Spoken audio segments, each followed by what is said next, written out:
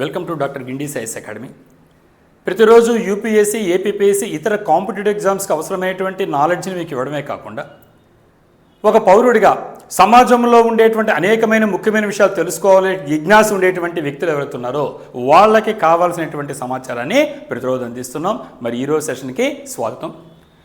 First session from Sanjeevi to Annamalai అనేటువంటి hills గురించి మాట్లాడాం. ఏం జరుగుతుందంటే new flora that shows forest health and policy needs. ఇక్కడ ఫ్లోరా ఫానా అనేటువంటిది మీకు కొద్దిమంది క్యాండిడేట్స్ ఎవరైతే ఉంటారో యాస్పిరెంట్స్ ఆర్ట్స్ బ్యాక్గ్రౌండ్ వచ్చుంటారు, మీకు ఐడియా ఉండదు చెప్తున్నా. ఫ్లోరా ఫానా అంటే ఫ్లోరా అంటే ప్లాంట్స్ అని గుర్తుపెట్టుకోండి, ఫానా అంటే అనిమల్ స్పీసీస్ అని గుర్తుపెట్టుకోండి. కాబట్టి ఎప్పటికప్పుడు మనం ఇంతకాలం తర్వాత కూడా ఇంత అడ్వాన్స్ రీచ్ తర్వాత కూడా ఎప్పటికప్పుడు కొత్త స్పీసీస్ మనకి బయటపడుతుంటాయి. అది ఎగ్జామినేషన్లో రావడానికి అవకాశం ఉంది, మనం తెలుసుకునే అవకాశం ఉంది. దాన్ని మాట్లాడుతున్నా. న్యూ ఫ్లోరా అంటే కొత్త రకమైన మొక్కలు కనిపించాయి. దట్ షోస్ ఫారెస్ట్ హెల్త్ అంటే ఒక ఆరోగ్యవంతంగా ఒక అడవి ఎలా ఉందంటే నీ కొత్త రకమైన జాతులు ఉండాలంటే సర్వైవ్ అవుతున్నాయంటే ఆ హెల్త్ బాగున్నట్టే ఆ అడవికి. కాబట్టి ఇక్కడ ఈ కొత్త మొక్కలు బయటపడ్డాయి కాబట్టి సంజీవి అనేటువంటి హిల్స్ కావచ్చు, అన్నామలై హిల్స్ ఫారెస్ట్లు కావచ్చు, ఇక్కడ మనకి తమిళనాడులో ఉన్నాయి ఇవన్నీ. ఇవి పాలసీకి మనకి ఏ రకంగా అవసరం ఉందో అది డిస్కస్ చేయడానికి ఈ ఐటెం మనం వాడుకుంటున్నాం. అంటే సైన్స్ అండ్ టెక్నాలజీలో వాడుకుంటాం. రైట్. ఇక్కడ సైన్స్ అండ్ టెక్నాలజీలో వాడే ముందు అసలు recent botanical research in Tamil Nadu has led to significant species discoveries. కాబట్టి తమిళనాడులో ఎప్పటికప్పుడు మనం వెళ్తుంటాం, రీసెర్చ్ స్కాలర్స్ ఉంటారు, యూనివర్సిటీస్ ఉంటాయి. వీళ్ళందరూ ఏం చేస్తారంటే అక్కడ వెళ్తుంటారు, రీసెర్చ్ చేస్తుంటారు, ఈ పరిశోధనలో కొత్త మొక్కలు బయటపడతాయి. సో ఆ విధంగా ఈ తమిళనాడులో ఈ బొటానికల్ రీసెర్చ్ అంటే ఈ వృక్ష పరిశోధనలు ఏమైతే చేస్తున్నారో అక్కడ ఏం జరిగిందంటే స్పీసీస్ కొత్త రకమైనటువంటి జాతులకు సంబంధించి కనుక్కోవడం జరిగింది. అది వార్తల్లోకి వచ్చింది. కాబట్టి ఇలాంటివి ఎగ్జామినేషన్లో వస్తాయి కాబట్టి ఆ పాయింట్ మనం డిస్కస్ చేస్తున్నాం. కాబట్టి ఇలాంటి డిస్కవరీస్ అనేటువంటివి directly serve as key indicators of ఇవి కొత్త రకమైన జాతులు మనకు కనబడడం అంటే ఇది ఏమి తెలియచేస్తాయంటే ఇవి ఒక కీ ఇండికేటర్స్ పనిచేస్తాయి. దేనికంటే ఫారెస్ట్ హెల్త్కి. మనకి ఎలా అయితే ఆరోగ్యం బాగుందంటామో అడవులు ఆరోగ్యంగా ఉండాలంటే కొత్త జాతులు ఉన్నాయంటే ఇక్కడ అడవులు బాగానే ఉన్నాయి. అలాగే ఈకో సిస్టమ్ రెసిలియన్స్ కాబట్టి urgent need for habitat protection. So అలాగనే మనం ఏం చేసుకోవాలంటే ఈ హ్యాబిటేట్ పరిరక్షించుకోవాలని అవసరాన్ని మనం గుర్తిస్తున్నాం. కొత్త మొక్కను వదిలేయకూడదని. సో దాన్ని మనం మళ్ళీ పరిరక్షించుకోవాలని అవసరాన్ని తెలియజేస్తున్నాయి. మరి ఇటీవల ఉండేటువంటి కొన్ని డిస్కవరీస్ గురించి ఎగ్జామినేషన్ ఎలా అడుగుతాడో చూద్దాం. వాటిల్లో ఎగ్జామినేషన్ ఏం చేస్తారంటే మనకు ఎంసీక్యూ రాసినప్పుడు మల్టిపుల్ చాయిస్ క్వశ్చన్స్ కాబట్టి ఇటీవల తమిళనాడులో బొటానికల్ రీసెర్చ్లో బయటపడినటువంటి ఈ క్రింది జాతులు ఏంటని ఐడెంటిఫై చేయమనొచ్చు. వాడు 3 తప్పిస్తాడు, 1 కరెక్ట్గా ఇస్తాడు. So out of 3 hot answer is only 1 is the right answer. So ఆ కరెక్ట్ ఆన్సర్ని మీరు గుర్తుపెట్టుకోవడానికి నీకు తెలియాలి కదా, దానికోసం ఆ పేర్లు గుర్తుపెడుతున్నాం. మొట్టమొదటిది ఏంటంటే ఇక్కడ చూస్తే సైఫోస్టెమ్మా అన్నామలై. ఇవన్నీ బొటానికల్ నేమ్స్ గురించి భయపడబాకండి, అక్కడ జస్ట్ మెమరీలో ఉంటే చాలు, మనకి బైహార్డింగ్ అవసరం లేదు. కాబట్టి సైఫోస్టెమ్మా అన్నామలై అనేటువంటి జాతి బయటపడింది. ఇది ఎవరు కనిపెట్టారంటే అన్నామలై యూనివర్సిటీ స్కాలర్స్, అన్నామలై విశ్వవిద్యాలయానికి చెందినటువంటి పరిశోధక విద్యార్థులు కనిపెట్టారు. ఎక్కడ కనిపెట్టారు? Southern eastern Ghats. మనకి ఇక్కడ ఇది చెప్పేటువంటి టాపిక్లో ఈస్టర్న్ ఘాట్స్, వెస్టర్న్ ఘాట్స్ 2 కూడా వస్తాయి. ఇప్పుడు సదరన్ ఈస్టర్న్ ఘాట్స్లో దాంట్లో ముఖ్యంగా సంజీవి హిల్, విల్లుపురం డిస్టిక్లో ఈ సంజీవి హిల్ ఉంది. ఈ సదరన్ ఈస్టర్న్ ఘాట్స్లో ఇక్కడ దీన్ని కనుక్కోవడం జరిగింది. సో దీనికి ఆ జాతి పేరు అడగచ్చు, ఎక్కడ కనిపెట్టారు అడగచ్చు, ఏ హిల్స్ అడగచ్చు, ఏ జిల్లా అడగచ్చు, ఎవరు కనిపెట్టారు అడగచ్చు. ఎంసీకో తెలిసిపోయింది. Next it belongs to the grape family. ఇది ఎగ్జామ్ అడగచ్చు. ఏ ఫ్యామిలీ అడిగితే ఏ ఫ్యామిలీది? Grape family. గ్రేప్స్ తెలుసు కదా, ద్రాక్ష. మరి ఆ ద్రాక్ష ఏ ఫ్యామిలీ అంటే వైటేసి అంటారు. ఏంటిది? వైటేసి. కాబట్టి ఇప్పుడు కనిపెట్టినటువంటి సైఫోస్టెమ్మా అనామలై అనేటువంటిది ఏ ఫ్యామిలీ అంటే వైటేసి అనేటువంటి మన ద్రాక్షలు తింటాం కదా గ్రేప్స్, ఆ కుటుంబానికి చెందినటువంటి ఫ్యామిలీ. సరే, ఎక్కడ కనిపెట్టారంటే tropical dry forest and scrub వెజిటేషన్లో కనిపెట్టడం జరిగింది. ఇదమ్మా ఇక్కడ ప్లాంట్ చూస్తున్నారు. ఇది ఇక్కడ కనిపించేటువంటిది సైఫోస్టెమ్మా అన్నామలై. క్లియర్గా మీకు ఇచ్చాను నేను. ఈ కనిపిస్తుంది అంటే ఒక ద్రాక్ష జాతికి చెందినటువంటి దాన్ని కనిపెట్టడం జరిగింది.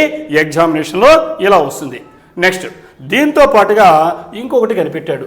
దాని పేరేంటంటే ఇక్కడ ఆఫ్రోహైబాంథస్ మహాలింగమై. ఆఫ్రోహైబాంథస్ మహాలింగమైన 2వ జాతి. దీన్ని ఎవడు కనిపెట్టాడంటే NGM college in Pollachi. MGM college in Pollachi.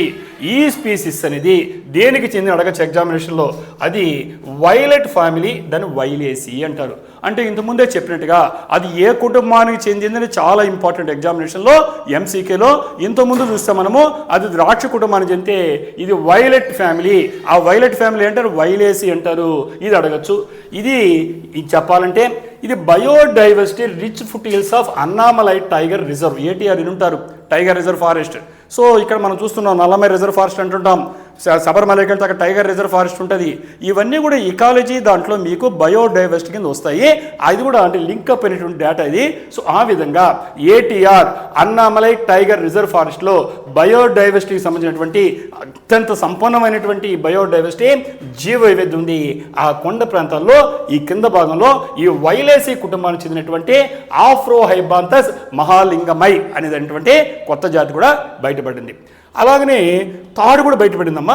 అదేంటంటే దాని పేరు గొనియోథెలామస్ సెరీషియస్ అండ్ ఇంపేషన్స్. ఇక్కడ కరుప్పు స్వామి రెండమ్మా, ఇది వేరే ఇది వేరే. అంటే ఇప్పుడు ఆల్రెడీ మనం ఇంతకుముందు డిస్కస్ చేసిన second, third, fourth new species 4 వచ్చాయి ఒకేసారి తమిళనాడు నుంచి. సో ఇక్కడ థర్డ్ వచ్చి గొనియోథెలామస్ సెరీషియస్, ఫోర్త్ వచ్చి ఇంపేషన్స్ కరుప్ప స్వామి. సో ఇది చూస్తే మనకు ఇది బొటానికల్ సర్వే ఆఫ్ ఇండియా వాళ్ళు కనుక్కున్నారు. అంటే ఎవరు కనిపెట్టారో చాలా ఇంపార్టెంట్, నోట్ చేసుకోండి. దాని యొక్క పేరేంటి, శాస్త్రీయ నేమ్, బొటానికల్ నేమ్ ఏంటి, ఎవరు కనిపెట్టారు, ఎక్కడ కనిపెట్టారు, ఇలాంటివి మీకు ఎగ్జామినేషన్లో ఎంసీక్యూ కింద ఇస్తాయి. దాని బైహార్డింగ్ అవసరం లేదు, అట్లీస్ట్ గుర్తుపెట్టుకోగలిగితే దాన్ని ఐడెంటిఫై చేస్తే చాలు. 3 రాంగ్ ఆన్సర్స్ ఉంటే ఒక్కటి మాత్రమే కరెక్ట్ ఆన్సర్ ఉంటుంది, ఆ కరెక్ట్ ఆన్సర్ని ఐడెంటిఫై చేయండి. సో ఇది బిఎస్ఏ బొటానికల్ సర్వే కనిపెట్టింది. ఇది ఎక్కడుందంటే సదరన్ వెస్టర్న్ ఘాట్స్. ఇప్పుడే చూసాం, ఇంతకుముందు ఎలా ఉంది ఈస్టర్న్ ఘాట్స్, ఇది ఎక్కడుంది వెస్టర్న్ ఘాట్స్. అంటే తమిళనాడులో ఇటు ఈస్టర్న్ ఘాట్స్లో వెస్టర్న్ ఘాట్స్ రెండింటికి సంబంధించినటువంటి ఐటమ్స్ ఇటు వచ్చాయి.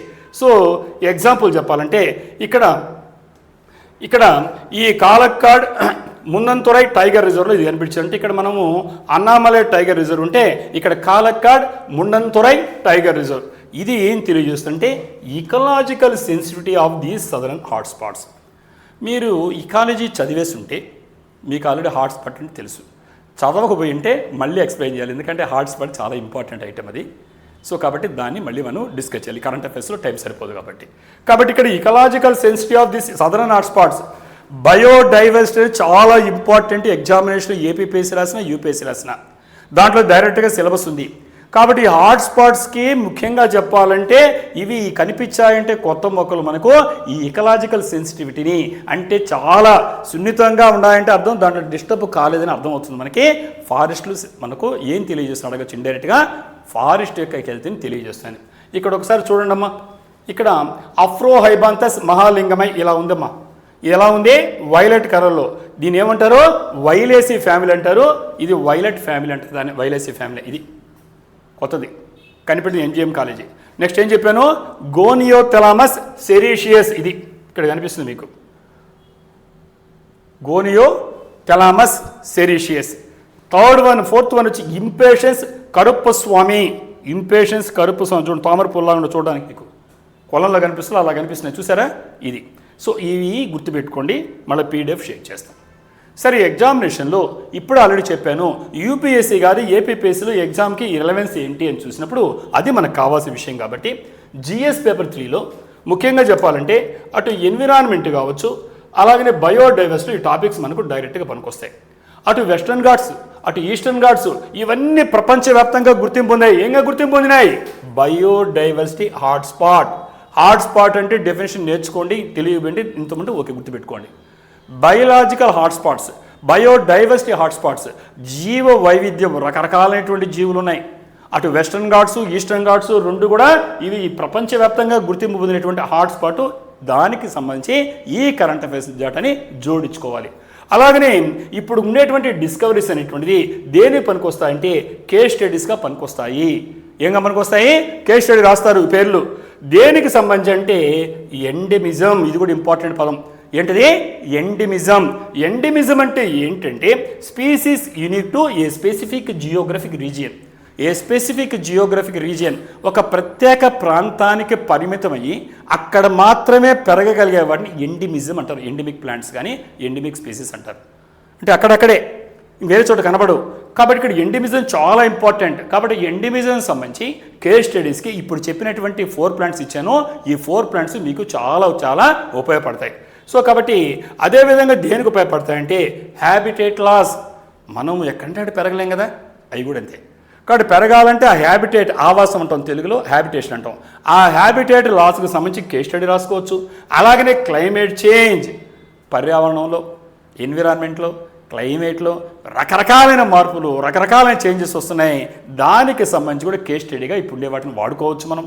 అలాగనే యూపీఎస్సీ చూస్తే ఫ్రీక్వెంట్గా తరచుగా ఎలాంటిది చూస్తుందంటే test the application concepts like IUCN red list. నేను ఇంతకుముందు ఇచ్చిన ఒక వీడియోలు చూస్తుంటారు మీరు. ఐయుసిఎన్ కూడా ఎగ్జామినేషన్లో క్వశ్చన్ వస్తుంది. ఐయుసిఎన్ అంటే ఏంటి, ద రెడ్ లిస్ట్ అంటే ఏంటి, ఇలాంటివి నేర్చుకోవాలి. మీరు నేర్చుకోపోయి ఉంటే, నేర్చుకుంటే ఓకే.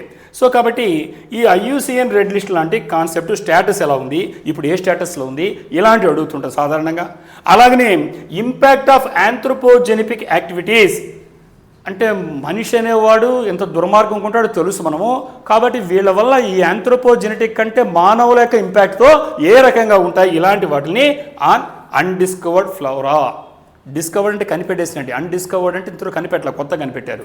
ఇలాంటి వాటిపైన ఆంథ్రోపోజెనిక్ యాక్టివిటీస్, మానవుల యొక్క చర్యల వల్ల ఏ రకమైన ప్రభావం చూపిస్తుంది, వీళ్ళకి ఎంతవరకు ఐడియా ఉంది అని యూపీఎస్సీ టెస్ట్ చేస్తుంది.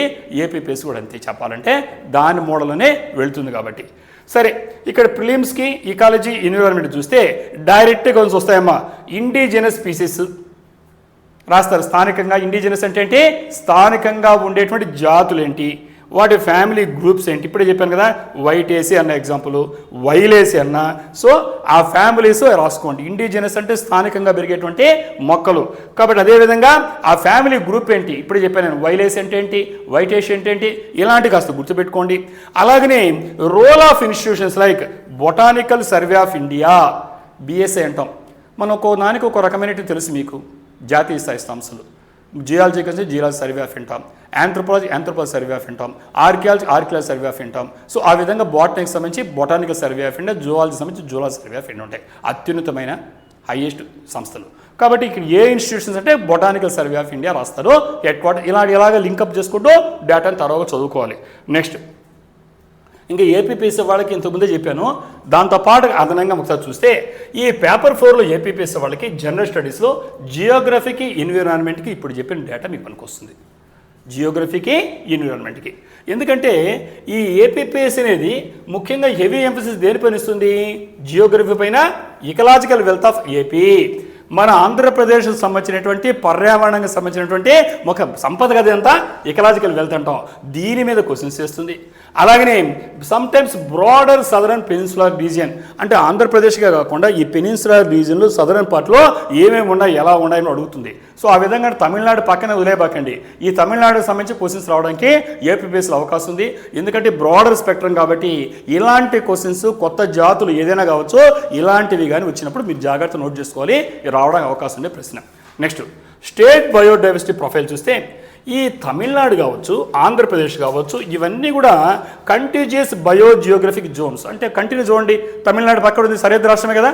అంటే ఆంధ్రప్రదేశ్ మనం విడగొట్టుకున్న భౌగోళికంగా అవన్నీ కూడా ఒకే రకమైనటువంటి కంటిన్యూస్గా ఉండేటువంటి బయోజియోగ్రఫిక్ జోన్స్. అంటే బయలాజికల్గా కావచ్చు, జియోగ్రఫికల్గా ఒకే కంటిన్యూగా అవుతున్నటువంటి ప్రాంతాలు. అంటే తమిళనాడులో ఎలా ఉంటుందో ఆంధ్రప్రదేశ్కి అలాగనే ఉంటాయి. ముఖ్యంగా చిత్తూరు వాళ్ళకి చెప్పక్కర్లేదు, తిరుపతి వాళ్ళకి మన కల్చర్ కూడా ఆల్మోస్ట్ ఇంపాక్ట్ అవుతుంటుంది అనమాట.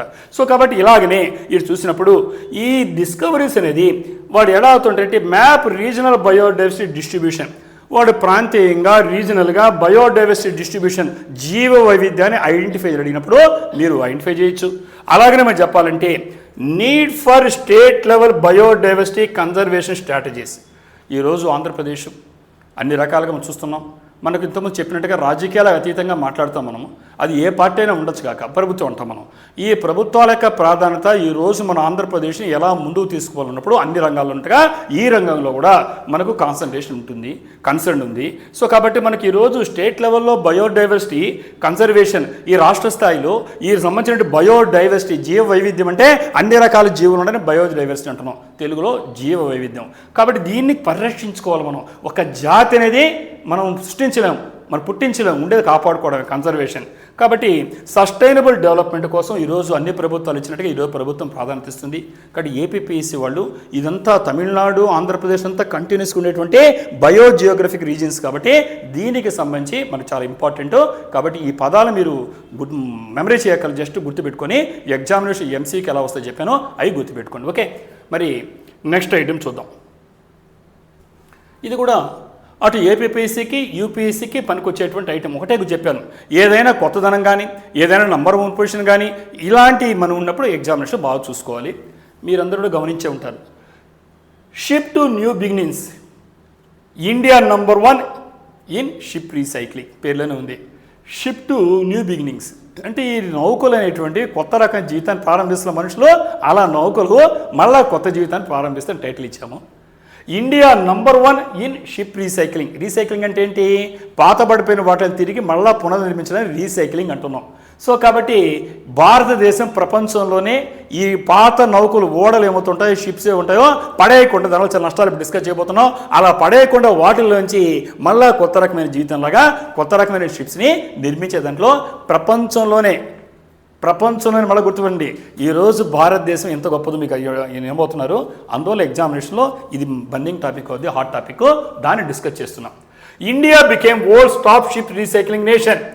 ప్రపంచంలో ఈ నౌకలు కొంతకాలం వాడతాం కదా, మన కార్ల గురించి తెలుసు, బైకుల గురించి తెలుసు, కొంతకాలం వాడాము, తర్వాత ఏం చేస్తారు? రిపేర్లు చేసుకుంటారు, మళ్ళీ చేస్తారు, మళ్ళీ చేస్తారు, రిపేరింగ్ వల్ల కాదు సార్ అంటారు, అది మొరాయిస్తుంది. అప్పుడు ఏం చేస్తాము? తుక్కు కింద స్క్రాప్ కింద పడేస్తారు. మరి ఈ ఫ్లైట్స్ ఏమవుతున్నాయి, షిప్స్ వేసిన ఆలోచన రావాలి కదా. ఇప్పుడు షిప్స్ గురించి మాట్లాడుతున్నాయి ఈ టాపిక్లో.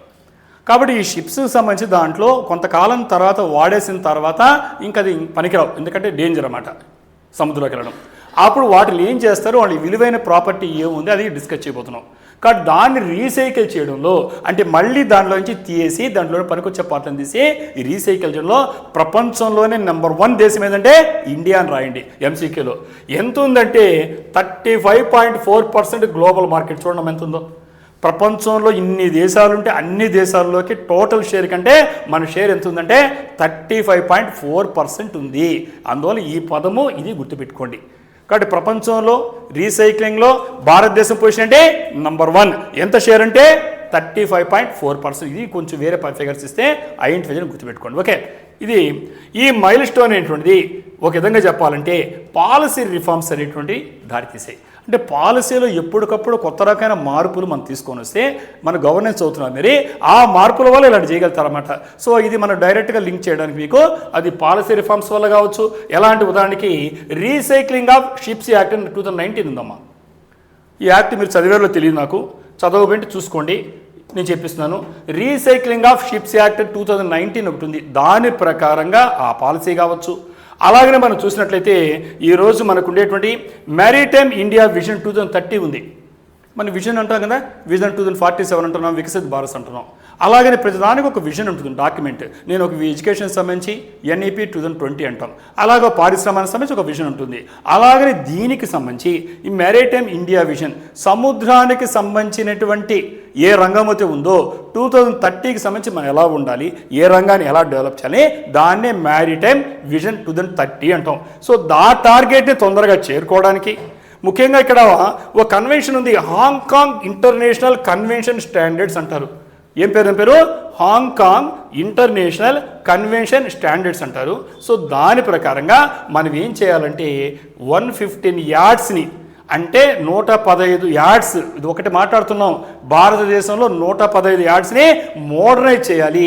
వీటన్నిటిలో భాగమే ఇప్పుడు చెప్పినటువంటి ఈ యొక్క అచీవ్మెంట్. అర్థమైంది కదా? అంటే ఒక విధంగా మనకంటూ ఒక విజన్ ఉంది డాక్యుమెంట్. ఈ మ్యారిటైమ్ ఇండియా అంటే సముద్ర రంగానికి సంబంధించి 2030లో మనం ఏం చేయాలి అంటే 2026 ఏంటి, 27 ఏంటి, 28 ఇలా ఉంటారు టార్గెట్. ఆ టార్గెట్లో భాగంగా హాంకాంగ్ ఇంటర్నేషనల్ కన్వెన్షన్ స్టాండర్డ్స్ ఉంది. కాబట్టి ప్రపంచ స్థాయిలో ఏ స్టాండర్డ్లో ఎలా చేయాలో ఉంది. దానికి అనుగుణంగా మన భారతదేశంలో 115 యార్డ్స్, అంటే ఒక్కొక్క యార్డ్ని ఒక్కొక్క రకమైన రేవులు అంటున్నాం, ఇలాంటి వాటిని మోడరైజ్ చేయాలి ఉద్దేశంతో రీసైక్లింగ్ షిప్స్ యాక్ట్ 2019లో ఈ పాలసీ రిఫార్మ్స్ అన్నీ కూడా దృష్టిలో పెట్టుకొని ఇప్పుడు అనుకునేటువంటి ఈ యొక్క ఘనతను సాధించింది. ఏం ఘనత? ప్రపంచంలో నంబర్ 1 కాగలింది. ఎంత షేర్తో? 35.4% గ్లోబల్ మార్కెట్లో రీసైక్లింగ్లో గుర్తుపెట్టుకోండి. రైట్, ఇక్కడ ఒకసారి చూస్తున్నారు మీరు ఇక్కడ క్లియర్ కనిపిస్తుంది. ఈ షిప్స్ అని మీరు ఇక్కడ చూడండి, ఇది కట్ అయినట్టు కనిపిస్తుంది. కట్ కావడం కాదంటే ఇది రీసైక్లింగ్ జరుగుతుంది. పార్ట్స్ అని తీసేస్తారు దాంట్లోంచి. ఆ పార్ట్స్లో పనికొచ్చేట్టు తీసుకెళ్ళి మళ్ళీ రీసైక్లింగ్ చేస్తారు. ఇక్కడ చూడండి షిప్ని ఇలా విడగొట్టేసారు, కనిపిస్తుంది కదా మీకు. సో ఇలా మనకు ఇది రీసైక్లింగ్ యూనిట్ ఎలా పనిచేస్తుంది చూస్తాం.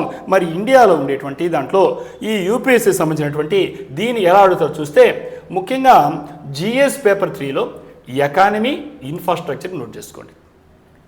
ఎకానమీ ఇన్ఫ్రాస్ట్రక్చర్ పనికొస్తుంది. ఈ గ్రోత్ ఆఫ్ ఈ సెక్టర్ అనేది ముఖ్యంగా చెప్పాలంటే make in India. Make in India అంటే ఏంటి? ఆత్మనిర్భర్ భారత్.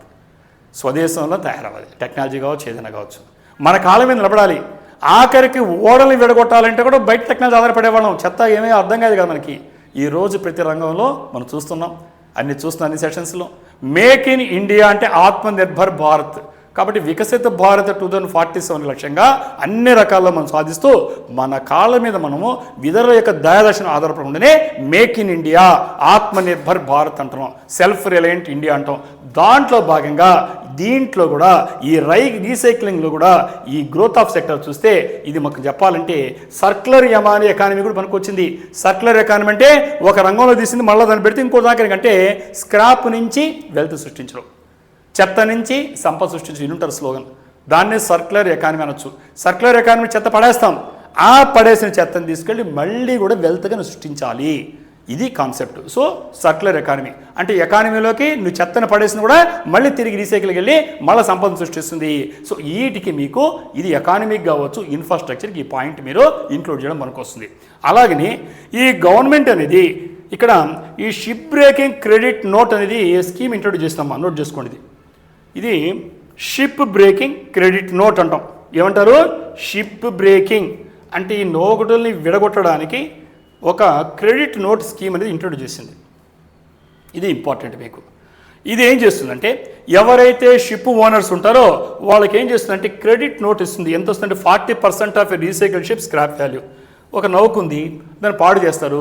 పాడు చేస్తే మనం వేస్తాలో మనం బైక్ ఇచ్చామనుకో, ఎస్టిమేషన్ వేస్తున్నా, అలా ఓనర్కి ఏం చేస్తారంటే ఎవరైతే షిప్ యజమాని ఉన్నాడో ఆ షిప్ యజమానికి లెక్కేస్తుందన్నమాట. అలా రీసైకిల్ చేస్తే దీళ్ళు ఎంత పనికి వస్తాయి, ఏమేమి సామాన్లు ఉన్నాయి, ఐరన్ ఎంత ఉంది, అది స్టీల్ ఉంటుందా, ఆ స్టీల్ ఎంత ఉంది, ఇతర సామాన్లు ఎంత ఉన్నాయి, దాని ఎంత విలువ అయితే మనం ఓడగొడితే వస్తుంది, అంత రాదు కదా.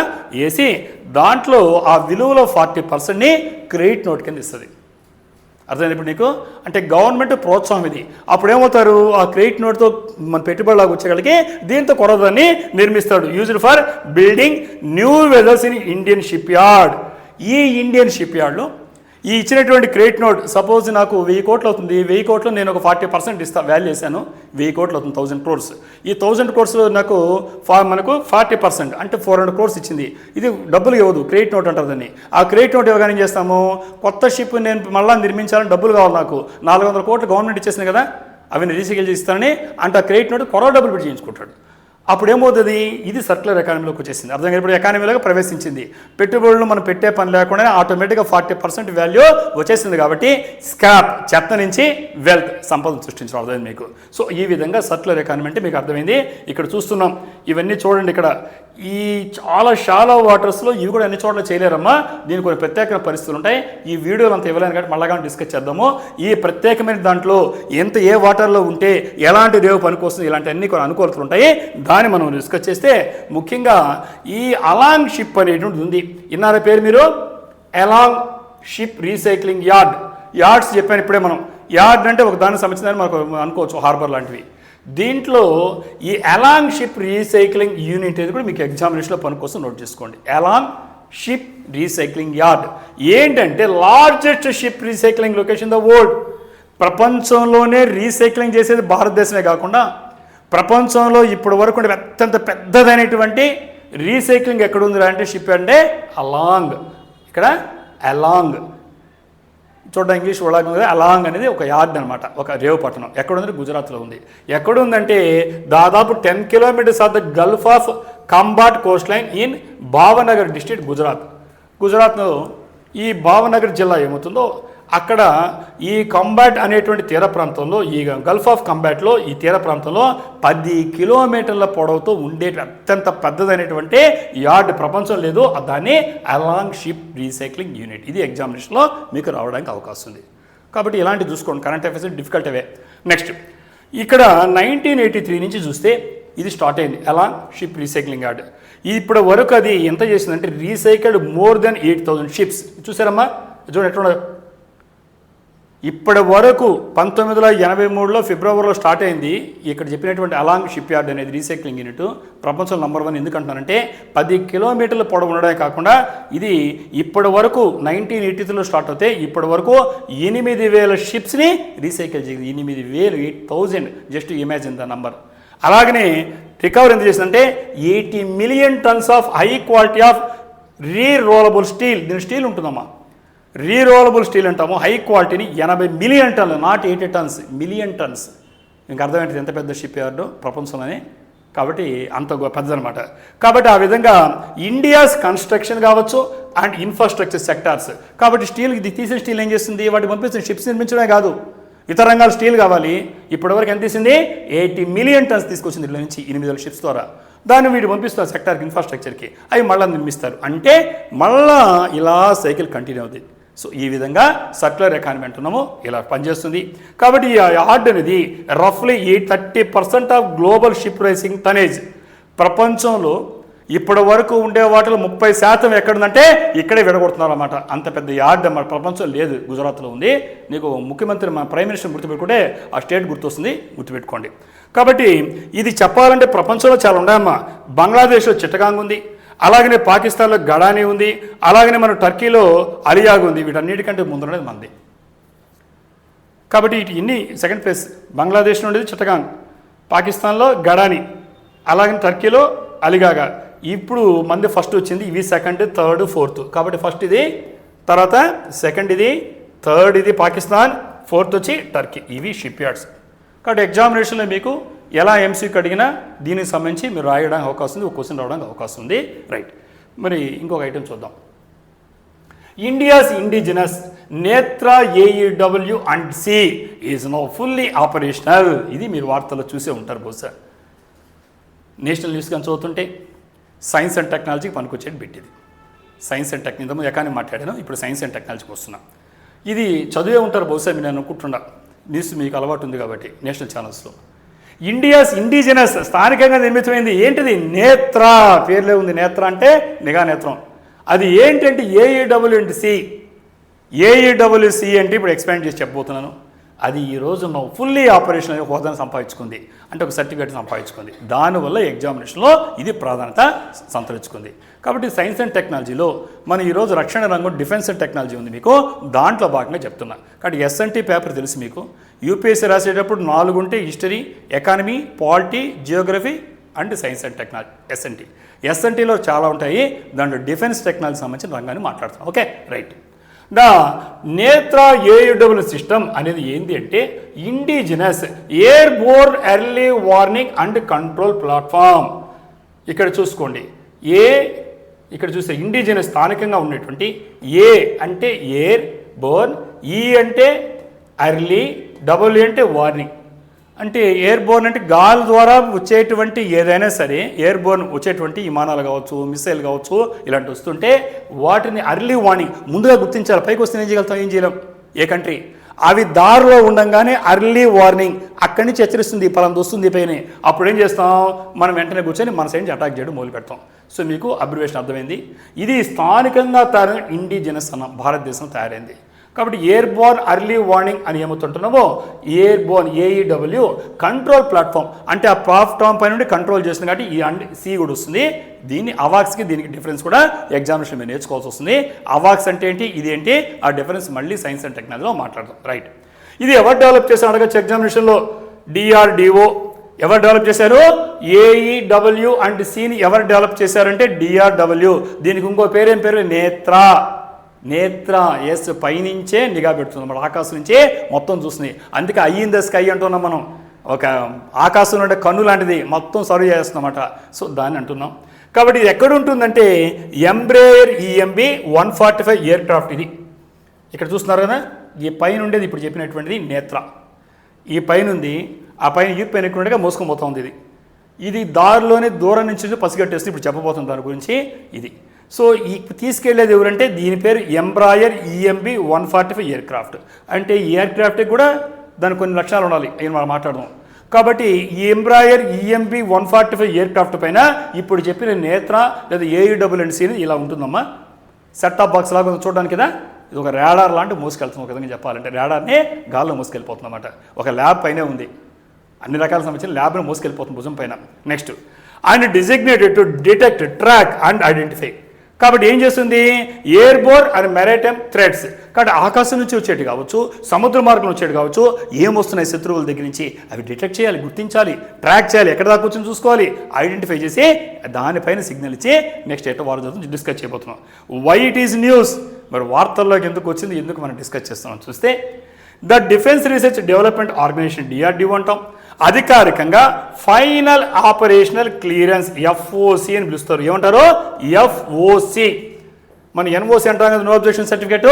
అలాగే ఇక్కడ గుర్తుపెట్టుకోవాల్సింది ఫైనల్ ఆపరేషనల్ క్లియరెన్స్ ఇవ్వడం జరిగింది.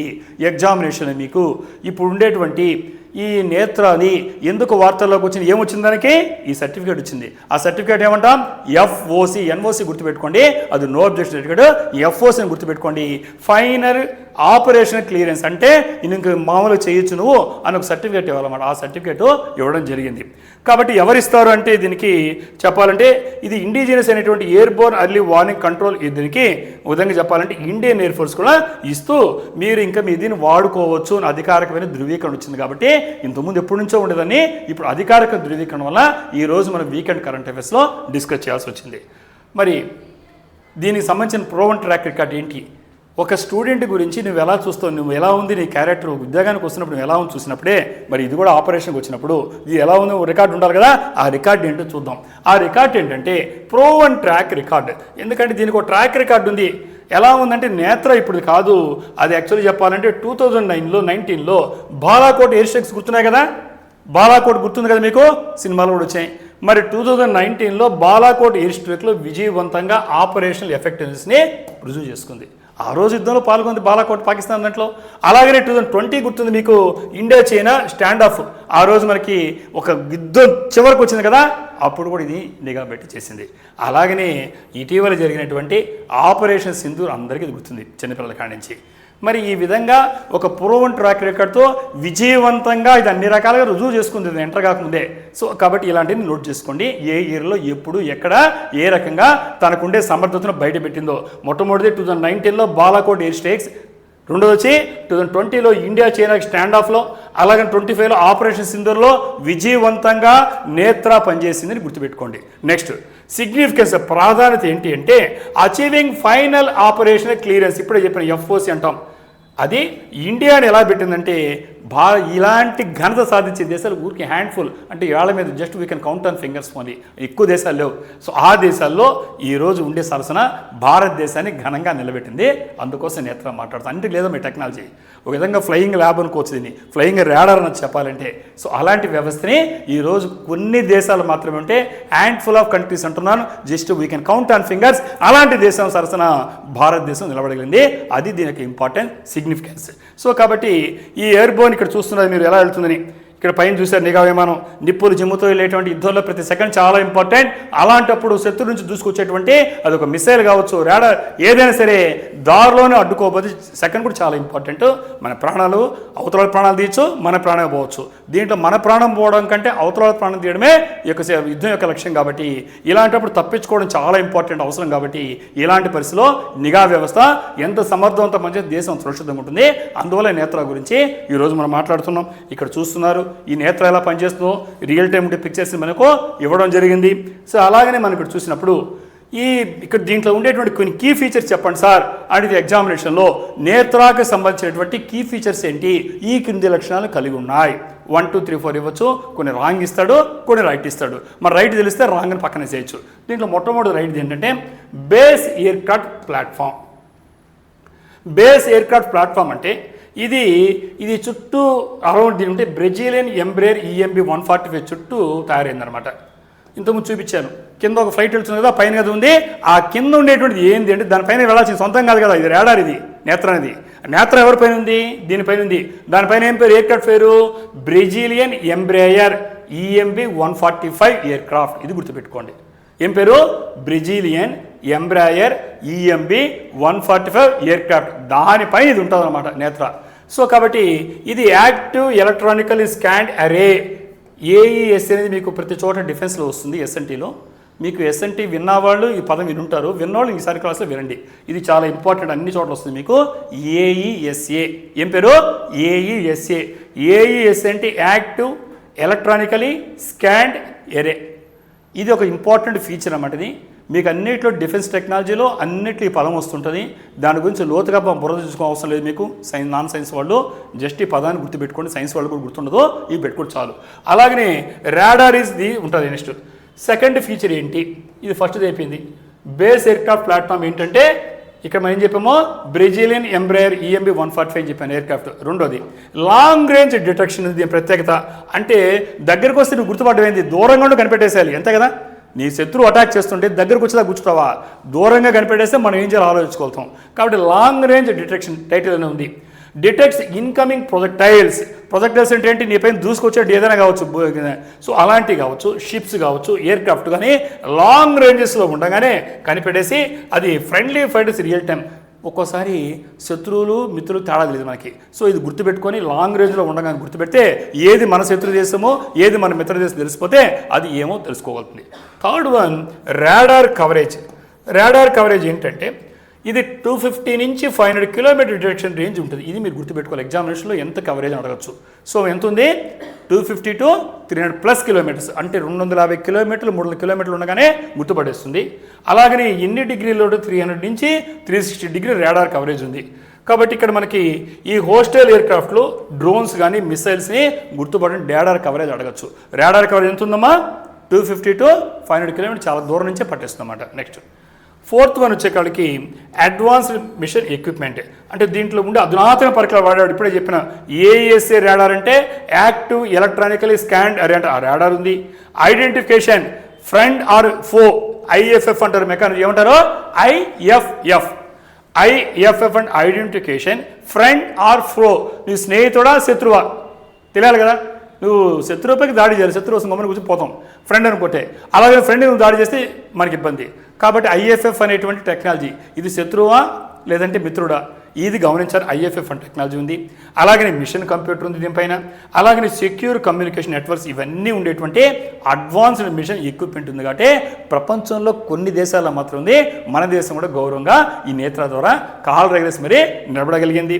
సో అలాగనే ఇక్కడ fifth character real time information sharing. అంటే రియల్ టైమ్ ఇన్ఫర్మేషన్ ఎందుకంటే ఈ ఫైటర్ జెట్స్ కావచ్చు, గ్రౌండ్ స్టేషన్ కావచ్చు, అదర్ మిలిటరీ అసెట్స్కి ఇది షేర్ చేస్తుంది డేటా.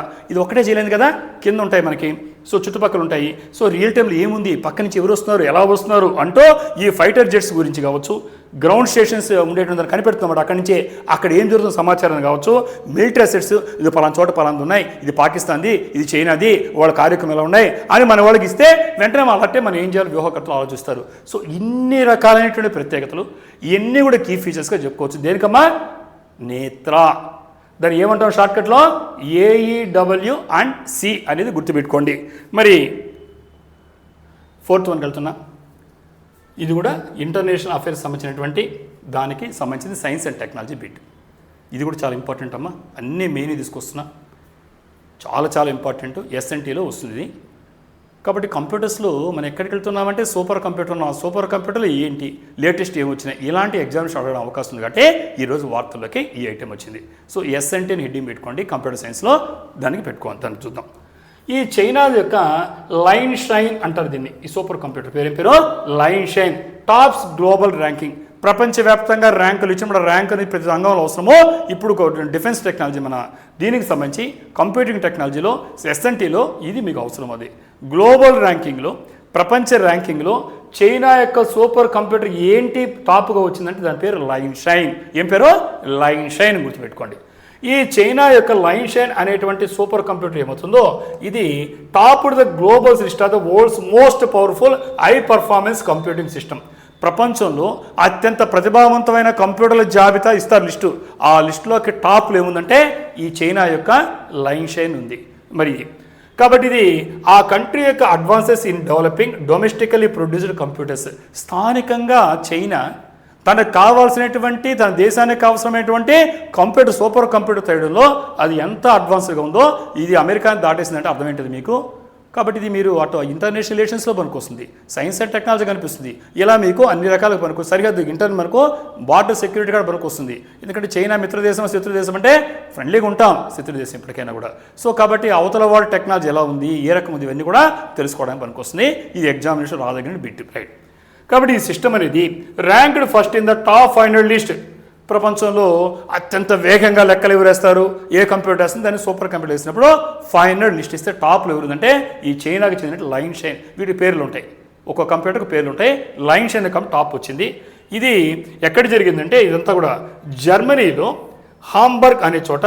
అక్కడ international super computing conference ISC అంటారమ్మా. ఇది నోట్ చేసుకోండి. జర్మనీలో హాంబర్గ్లో ISC జరిగింది. ISC అంటే ఇంటర్నేషనల్ సూపర్ కంప్యూటింగ్ కాన్ఫరెన్స్. అంటే ప్రపంచంలో ఉండేటువంటి సూపర్ కంప్యూటర్లు ఎవరుతున్నారో దీనికి సంబంధించిన కాన్ఫరెన్స్ జర్మనీలో హాంబర్గ్లో జరిగింది. అక్కడ మొత్తం లిస్టు ప్రదర్శిస్తే ఆ 500 లిస్టులో టాప్లో ఏమొచ్చింది, చైనాకి చెందినటువంటి లైన్ షైన్ సూపర్ కంప్యూటర్ వచ్చింది. ఈ లైన్ షైన్ ఎట్లా వచ్చిందంటే అది సస్టైన్డ్ పర్ఫార్మెన్స్ ఆఫ్ 2.2 ఎక్సాఫ్లాప్స్. ఇది నోట్ చేసుకోండి. దాని సామర్థ్యాన్ని ఏం చెప్తున్నామంటే 2.2 ఎక్సాఫ్లాప్స్ అని నోట్ చేసుకోండి. ఈ వేరే వేరే పదాలు ఇస్తాడు, మనం గుర్తుపెట్టుకోవాల్సింది 2.2 ఎక్సాఫ్లాప్ అని గుర్తుపెట్టుకోండి. ఇది ఎక్సాఫ్లాప్ అంటే ఏంటి అంటే డిస్క్రిప్షన్ అడగచ్చు ఎగ్జామినేషన్లో. A unit measuring number of calculation a computer can perform for second. ఒక సెకండ్కి ఒక కంప్యూటరు ఎన్ని లెక్కలు చేయగలుగుతుంది, ఎన్ని క్యాలిక్యులేషన్ చేయగలుగుతుంది అనే మెజర్మెంట్నే మనం చెప్తాం. మనం మామూలు వాడుతున్నాం ఫోన్ వాడేటప్పుడు MB, KB, GBలు అంటాం కదా. సో అలాగనే ఈ సూపర్ కంప్యూటర్ అనేటువంటివి ఒక సెకండ్కి ఎంత వేగంగా ఎన్ని చేసేదని మనం చూపిస్తారు మెమరీని. సో ఆ విధంగా చూసినప్పుడు 2.2 ఎక్సాఫ్లాప్స్ అనేది ప్రదర్శించడం ఇంకే చేయలా వినాయి. సో దానివల్ల దీన్ని గుర్తుపెట్టుకోండి ఎగ్జామినేషన్లో. సో అలాగనే it is notable for being entirely built with Chinese made processors. ఈ దీంట్లో వాడిన ప్రాసెసర్ అన్ని ఇండిజినస్, మన దేశం కాదమ్మా, చైనా దేశానికి. కాబట్టి చైనా ఏం చేసుకుంది, మామూలుగా ప్రాసెసర్ బయట తెచ్చుకుంటాం, ఎక్కడ బయట లేకుండా తన దేశానికి చెందినటువంటి ప్రాసెసర్ని వాడింది. అదేవిధంగా ఇక్కడ US chips commonly used in advance systems world wide. ప్రపంచవ్యాప్తంగా ఎవరు వాడతారో అమెరికా వాడతారు. కానీ ఇక్కడ లైన్ షైన్ ఏం చేసింది, తన దేశానికి చెందిన ప్రాసెసర్ వాడింది. అందువల్ల మన శత్రు దేశం కావచ్చు, బట్ సైన్స్ అండ్ టెక్నాలజీ పరంగా చూసినప్పుడు చైనా సాధించిన ఘనతగా దీన్ని భావిస్తాం. ఇది లైన్ షైన్ సూపర్ కంప్యూటర్ చూస్తున్నారు మీరు, ఒక రైలు పెట్టలాగా కనిపిస్తుంది మీకు. ఇదంతా టోటల్గా అయితే దానికి అంత ఉష్ణోగ్రత, అంత టెంపరేచర్ జనరేట్ అవుతుంది. దాన్ని మార్చడం ఇది కూడా ఇటీవల వచ్చింది. దాన్ని ఇంకో దాంట్లో డిస్కస్ చేస్తాము ఏ రకంగా డేటా సెంటర్స్ ఎలా పని చూద్దాం రైట్. కాబట్టి ఈరోజు మనం చూస్తే ఫస్ట్ టైం సిన్స్ 2017 నుంచి ఈ చైనీస్ సూపర్ కంప్యూటర్ అనేది ఇది బైయాన్యువల్ టాప్ 500 ర్యాంకింగ్లో వస్తుందమ్మా. అంటే 17 నుంచి వస్తుంది ఇది. అంటే ప్రతిసారి ప్రదర్శిస్తారన్నమాట, నువ్వు ఎంత స్పీడ్ చేస్తావో ఇస్తారన్నమాట క్యాలిక్యులేషన్స్. ఆ క్యాలిక్యులేషన్లో 2017 నుంచి కూడా ఈ చైనీస్ సూపర్ కంప్యూటర్ అనేటువంటిది, ఈ లైన్ షైన్ అనేటువంటిది 500 ర్యాంకులు అంటే దాంట్లో ఫస్టే వస్తాం మొదటి నుంచి, మళ్ళీ కూడా నిలబెట్టుకొని వస్తానని. అంటే దానంత స్పీడ్గా వేరేటి చేయలేకపోయినాయి, అమెరికా లాంటివి కూడా చేయలేకపోయినాయి. సో కాబట్టి ఇక్కడ మనకు చూస్తే సిన్స్ 90th అని చూస్తుంటే ఇక్కడ మనకు ఒక బెంచ్ మార్క్ గ్లోబల్ కంప్యూటర్ పవర్లో అర్థమవుతుంది. ఇది అమెరికాకు చెందినట్టు రెండో ప్లేస్లో ఏముందంటే ఇక్కడ EA క్యాపిటన్ సిస్టమ్ నోట్ చేసుకోండమ్మా. ఇది ప్రత్యర్థి, దీని ప్రత్యర్థి ఎవరు, అమెరికాకు చెందిన సూపర్ కంప్యూటర్. అమెరికా అంటే గొప్పది అనుకుంటాం కదా, ఈ అమెరికాను దాటేసింది చైనా. అమెరికాకు చెందినటువంటి దాని పేరు ఏం పేరు, US EI క్యాపిటన్. సో దాన్ని డిస్ప్లే చేసి ఈరోజు మన టోటల్గా అంటే ఒక డిపార్ట్మెంట్ ఆఫ్ ఎనర్జీ అండ్ ఉండేటువంటిది సెకండ్కి వెళ్ళిపోయింది, అమెరికా నెట్టేసింది. ఎవరు, చైనాకు ఉండేటువంటి లైన్ షైన్. యునైటెడ్ స్టేట్స్ అనేటువంటి ఇప్పుడు కూడా అయితే 3 of the top 4 positions in the ranking. మనం 4 ప్లేసులు తీసుకున్నాం అనుకో, ఈ ప్లేస్ కూడా పోగొట్టుకుంది అమెరికా. మిగతా ఎవరు ఉన్నాయి, అమెరికా చేతిలో ఉన్నాయి. ఫస్ట్ ప్లేస్ చైనాకు వచ్చింది టాప్ 500 తీసుకున్నప్పుడు. కానీ సెకండ్ దాని టాప్ 4లో ఉండే 3 ప్లేస్ ఎవరుకున్నాయి, USAకే ఉంది. కానీ సెకండ్ ప్లేస్ అంటే ఏం చెప్తారు, EI క్యాపిటన్. ఏ దేశానికి చెందింది, అమెరికాకి. సో కాబట్టి మనకి USA సంబంధించిన వాటిలో ఈ టోటల్గా చూస్తే EI క్యాపిటల్ అనేది ఇది ఒక విధంగా చెప్పాలంటే ఈ సెకండ్ ప్లేస్లో ఎలా ఉందంటే Lawrence Livermore national laboratory California దాని చేతి ఉండేది సెకండ్ ప్లేస్కి వచ్చింది. ఈ విధంగా చూస్తే మీరు కొర లిస్టు రాసుకోండి. ఫస్ట్ ఏం ప్లేస్లో ఉందమ్మా, చైనా. దాని పేరేం పేరు, సూపర్ కంప్యూటర్ పేరు line shine. Second, third, fourth ఎవరికి వచ్చిందంటే వాళ్ళకి టోటల్ టాప్ 4లో ఉంది. వాటితో పాటుగా ఈరోజు చూస్తే మనము టాప్ 5లో మరి జర్మనీకి చెందినటువంటి దాని పేరేం పేరంటే జూపిటర్ బూస్టర్. నోట్ చేసుకోండి. జర్మనీ సూపర్ కంప్యూటర్ పేరేం పేరు, జూపిటర్ బూస్టర్. అలాగనే టాప్ 5లోకి వచ్చింది. అంటే ఫస్ట్ ప్లేస్లో చైనా ఉంది, సెకండ్, థర్డ్, ఫోర్త్ ఎవరికి వచ్చింది? యూఎస్ఏకి వచ్చింది. సెకండ్ ప్లేస్ ఉండేటువంటి అమెరికాకు చెందినటువంటి సూపర్ కంప్యూటర్ పేరు ఈఏ క్యాప్టెన్. మరి మన 5th ప్లేస్లో ఉండేది జర్మనీ సూపర్ కంప్యూటర్ పేరు జూపిటర్ బూస్టర్. ఏం పేరు? Jupiter booster. రైట్ వచ్చింది కదా. First, second, third, fourth, 5th. First place China, line chain. Second place, third place, fourth place ఎవరివి? యూఎస్ఏ. ఆ సెకండ్ దాని పేరు ఉంది, థర్డ్ మీకు పేరు గుర్తుపెట్టుకోవాలి కష్టంగా, అంటే ఈఏ క్యాప్టెన్. మరి 5th ఎందుకు గుర్తుపెట్టుకోవాల్సి వచ్చింది? వేరే కంట్రీ కాబట్టి. ఆ కంట్రీ అంటే జర్మనీ. ఆ జర్మనీ యొక్క సూపర్ కంప్యూటర్ పేరు ఏం పేరు? Jupiter booster. ఈ 3 గుర్తుంటాయి అనుకుంటాను నేను. రైట్. 5th ఐటెం చూస్తున్నాం కరెంట్ అఫైర్స్లో. ఈరోజు ఎక్కువ కూడా నేను తీసుకోవడం అంతా కూడా బయోటెక్నాలజీ తీసుకున్నా, అటు అగ్రికల్చర్ తీసుకున్నా, అన్నీ కూడా తీసుకున్నా, ఎకానమీకి సంబంధించి కూడా ఐటమ్ ఇది. అన్నీ కలిసిన ఐటమ్. సైన్స్ అండ్ టెక్నాలజీ మనకు వస్తుంది ఇప్పుడు మాట్లాడే ఐటము. అగ్రికల్చర్ సెక్టర్ మనకు వస్తుంది, భారతదేశము అగ్రేరియన్ కంట్రీ కాబట్టి ఎకానమీ మనకు వస్తుంది, పాలసీ గవర్నెన్స్ మనకు వస్తుంది. అలాంటి ఐటమ్ని 5th ఐటమ్గా మాట్లాడుతున్నాం. టైటిల్ ఏం పెట్టాం? బర్న్లెస్ గ్రో మోర్. తక్కువ తగలబెట్టండి, ఎక్కువ లాభం పొందండి. ఇది ఏంటిది? Biochar for cleaner skies and richer soil. Cleaner skies ఏం తగలబెడితే ఎలా ఉంటుంది? ఆకాశం అంతా పొగ మంచు కదా, మన పొగ ఊపిరాడదు. మనం చూస్తుంటాం ఢిల్లీలో ఆల్టర్నేటివ్ నెంబర్స్లో వెహికల్స్ పోమని సుప్రీంకోర్టు ఇచ్చిందంటే మొత్తం నిండిపోద్ది సీజన్ వచ్చి కలెక్టర్ కాడికి. పొగ, కాలుష్యం, పొల్యూషన్ తగలబెడతారు. హర్యానా కావచ్చు, రాజస్థాన్ కావచ్చు, ఇలాంటి వాటంతా ఢిల్లీకి అంతా కాలుష్యం వస్తుంది. కాబట్టి ఈ తగలబెట్టే వాటిని వేరే రకంగా మలిస్తే క్లీనర్ స్కైస్, ఆకాశం వితౌట్ పొల్యూషన్ ఉంటుంది. అలాగనే రిచర్ సాయిల్స్, దాన్ని కానీ వాడుకోగలిగితే ఆ మట్టి కూడా చాలా రిచర్గా అవుతుంది అనే కాన్సెప్ట్తో ఈ టాపిక్ తీసుకొచ్చాం. దాని పేరే ఏం పేరు? బయోచార్. ఇది గుర్తుపెట్టుకోండి అమ్మా, బయోచార్. ఇన్నారే పేరు ఇంతకుముందు ఎప్పుడన్నా? బయోచార్ వినుండొచ్చు. బయోచార్ అనేది ఒక కాన్సెప్ట్, ఎగ్జామినేషన్ మీకు రాదాగా ఐటమ్. రైట్. ఈ బయోచార్ టెక్నాలజీ అనేది ఏం చేస్తారు అంటే heating agriculture and organic waste in a లో ఆక్సిజన్ ఎన్విరాన్మెంట్.